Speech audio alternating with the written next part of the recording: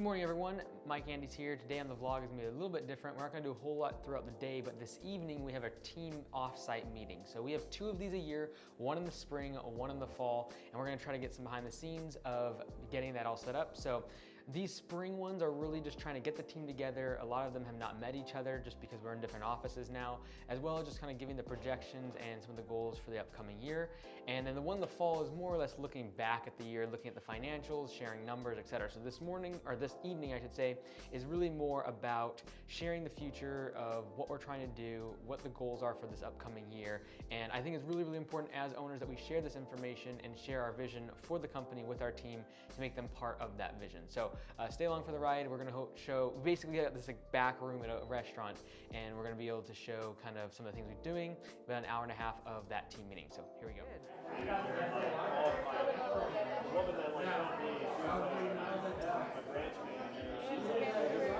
How many franchises do you have? 41. I'll have them over here.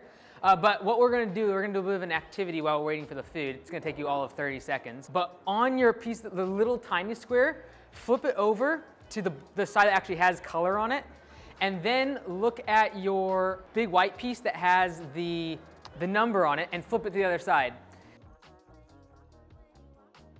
So what you're gonna do is basically try to take what's on that little square and draw on your large square what you see. So I know it makes no sense, but try to be as detailed as possible of what you see on the little square, put on the big, try to make it to scale as well, if at all possible.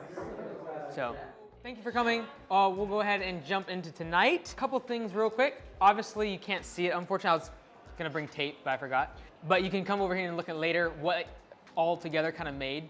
And it was basically a clock. It's like a Roman numeral clock.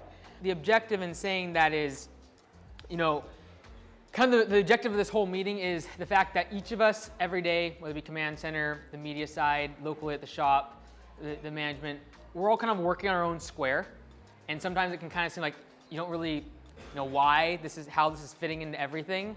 And you're just like diligently working on your square, and people like Garrett are creating their masterpieces of shading skills.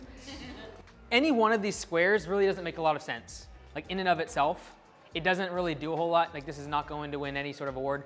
I don't know if our whole thing together will, but one square in and of itself doesn't do a whole lot and doesn't have a lot of meaning. And I think as a team, that's really the beauty of building a business together, is like in and of ourselves, we aren't that special or great or awesome, but when we come together, that's what makes something really cool. That's what makes something that people can look at, they can learn from, grow inside the business. That's something that's special when we get together. Sometimes, we all have issues, we have flaws, we have, stuff, maybe we do a job wrong, we mess up on something. But at the end of the day, like when you step back and look at what we're doing as a whole, it's really, really cool. My biggest fear is cultural drift. As I become less involved in the day-to-day, as Liz, other ones that have been here for a long time, start to either move on or start to move up in the company and not have that day-to-day connection, I do fear cultural drift. It's the thing I hate the most. It's the thing I will fight the most. And there will come a day, whether it be in 2 years, 3 years, I don't know, where I will pull the plug on new franchisees joining Augusta because of cultural drift. And I'll say you have to join from the bottom. Because in my opinion, what I hate about owners is their inability to connect with their frontline employees. I hate it to the core. I've seen it time and time again where I go to bigger companies and their owners do not know what it's like to work out in pouring down rain, they've never done it. They literally just have a bunch of money, buy 20 trucks, hire a bunch of people and start working. And you lose the feeling for everyone that's on the front lines. And that's something that I never want to do. And as we grow, and there's people in this room that will be the leaders in the future that will also be removed as I am now, we will not lose that. Whether that be we all go work out for a day out in the field, whether it be we start answering phone calls occasionally, we can't lose what really makes Augusta different than everyone else. Things I support, things we support as a team, like what we stand for as a culture is, number one, constant improvement. Whether it be the Audible program, whether it be us trying to get you to the next level in your career or learning something new, making more money, that is the number one thing. Constant improvement. Number two is team first. I hate when people think only about themselves. It drives me bonkers. The people that I draw closest to me and will come up highest in this company as we grow will be the people that think about other people first. And so the third thing is the ability to grind, right? And I know this is what I appreciate about so many of you who have been here for several years now, the ability to grind and working on your square year after year after year, I appreciate so much. It's part of building something special. No one sees the beginning days of when it's really, really hard and stinks to go to work. What we all are doing in our individual squares, that's not what's gonna be seen. But that ability to grind is absolutely part of our culture, our DNA, and something we have to protect. Like, I am watching this on myself the most. There's a reason why I still live in a closet and drive a little Honda Accord. Has 250,000 miles. I do not want to lose the ability to grind. It's what got me here, and it's what's going to get me to the next spot. And I encourage you, that's what got Nick to where he owned a location. A year ago, he wasn't hardly thinking about it, went and lived in a van. Like that, no one's going to talk about that in 10 years. That's what set him up for where he's at now. And that ability to grind is something that's so important. 3 things that I was thinking about, like we will constantly fight. Disconnected management, kind of talked about that already. And we're going to bump into each other occasionally. Like you see a running back run, like plow back into an offensive lineman sometimes. Like, dude, you're in the way. But we're all are trying to get the same direction here, right? We're going to have friction. We're going to have times where it's like we don't get along. But we have to realize at the end of the day, we're all trying to get the same place. And we need to communicate. When there is that mess up, when that is that bit of like, oh man, we're just grading each other against the wrong way. Like so-and-so just not having a good day. We need to be able to talk about it. It's very important. Last thing, complacency. The third thing that we will fight. This is very different than contentment. So when I talk about complacency, it's not saying, oh, like, I don't want to be content. That's wrong. In my opinion, and I said this recently, someone asked me, what do you think about, what's success? I said, success is being content. Because I've seen successful people in Africa making $2 a day, and they're thrilled out of their mind, and they're content as all get out. They've won. I've seen people make $1 million a year, and absolutely miserable as all get out, not content, they're failures. I don't care how much money you have. So it's not contentment, but complacency is wrong.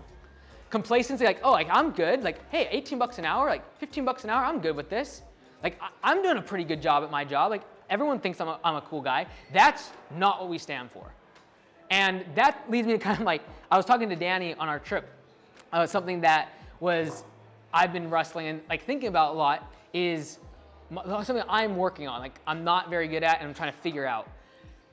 That line of caring a lot for someone and pushing them, there's a line between that and then pushing someone too hard, too far, and then just breaking, right? And I even know, like for example, at Command Center locally right now, we're working crazy hours, and there's a line that we have to account for. Like there's a line you push too far, too hard, and you break.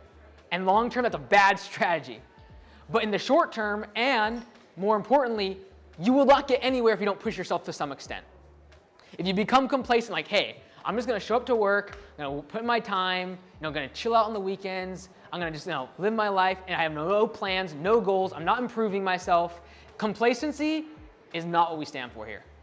I'm all for someone like, hey, I just like my job, I wanna be here for the rest of my life. Great, but get better at what you're doing. Why be the same in a year from now? Even if you are still in the field, even if you're still answering phones, like we can become better at our craft. At the end of the day, I just want to, like I said, tonight is really about just saying thank you for everything that you do. And I wanted to especially thank Liz in the back there. She really is my right hand. Everything on a daily operational level. Dude, I'm gonna cry, that's sick. No.